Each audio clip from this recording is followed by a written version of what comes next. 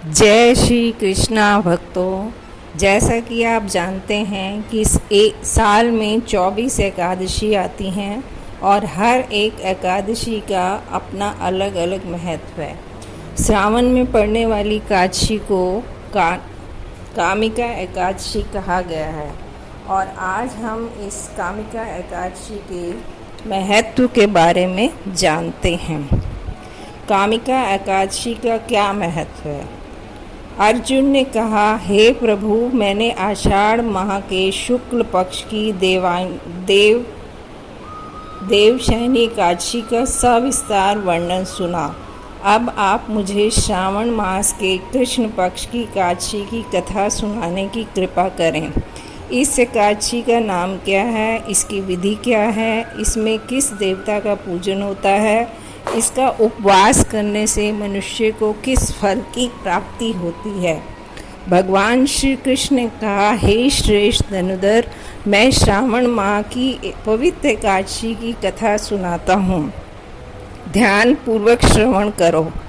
एक बार इस एकादशी की पावन कथा को भीष्म पितामह ने लोकहित के लिए नारद जी से कहा था। एक समय नारद जी ने कहा, हे पितामह, आज मेरी श्रावण के कृष्ण पक्ष की एकादशी की कथा सुनने की इच्छा है, अतः आप इस एकादशी की व्रत कथा विधान सहित सुनाइए।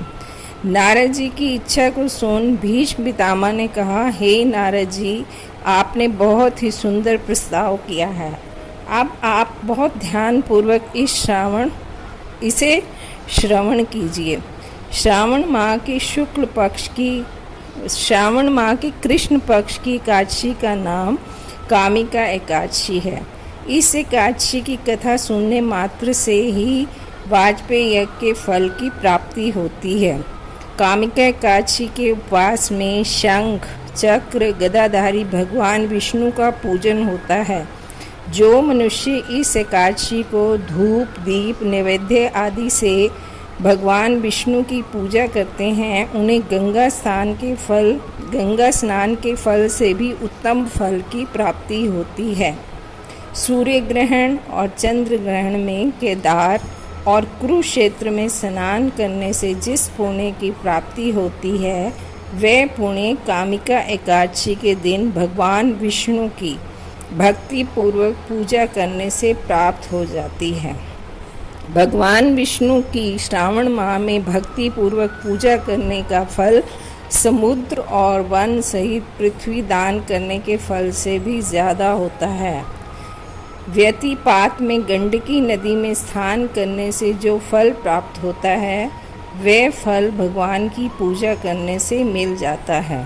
संसार में भगवान की पूजा का फल सबसे ज़्यादा है, अतः भक्ति पूर्वक भगवान की पूजा ना बन सके तो श्रावण माह के कृष्ण पक्ष की कामिका एकादशी का उपवास करना चाहिए। आभूषणों से युक्त बछड़ा सहित गोदान करने से जो फल प्राप्त होता है, वह फल कामिका एकादशी के उपवास से मिल जाता है। जो उत्तम द्विज श्रावण माह के कृष्ण पक्ष की कामिका एकादशी का उपवास करते हैं तथा भगवान विष्णु का पूजन करते हैं, उनसे सभी देव, नाग, किन्नर, पितृ आदि की पूजा हो जाती है। इसलिए पाप से डरने वाले व्यक्तियों को विधि विधान सहित इस उपवास को करना चाहिए। संसार सागर और पापों में फंसे हुए मनुष्य को इनसे मुक्ति के लिए कामिका एकादशी का व्रत करना चाहिए। कामिका एकादशी के उपवास से भी पाप नष्ट हो जाते हैं। संसार में इससे अधिक पापों को नष्ट करने वाला कोई उपाय नहीं है। हे नारद जी, स्वयं भगवान ने अपने मुख से कहा है कि मनुष्यों को अध्यात्म विद्या से जो फल प्राप्त होता है, उससे अधिक फल कामिका एकादशी का व्रत करने से मिल जाता है। इस उपवास के करने से मनुष्य को ना यमराज के दर्शन होते हैं और ना ही नरक के कष्ट भोगने पड़ते हैं। वह स्वर्ग का अधिकारी बन जाता है।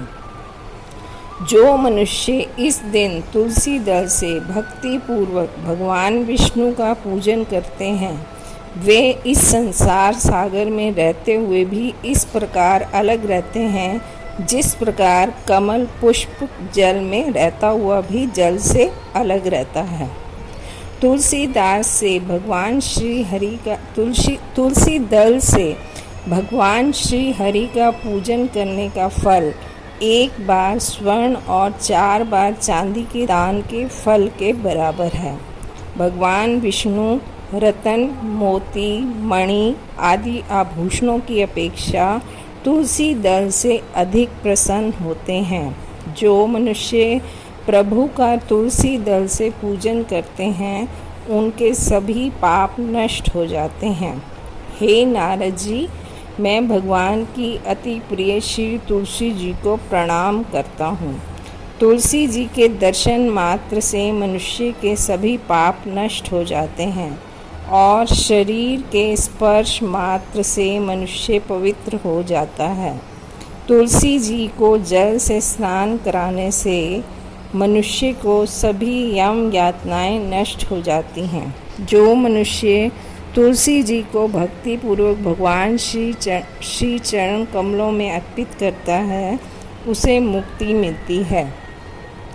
इस कामिका एकादशी की रात्रि को जो मनुष्य जागरण करते हैं और दीपदान करते हैं, उनके पुण्यों को लिखने में चित्रगुप्त भी असमर्थ हैं।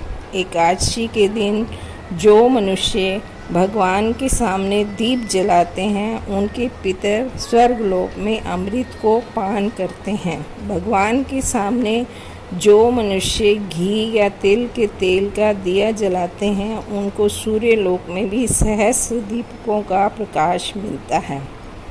कामिका एकादशी की व्रत कथा।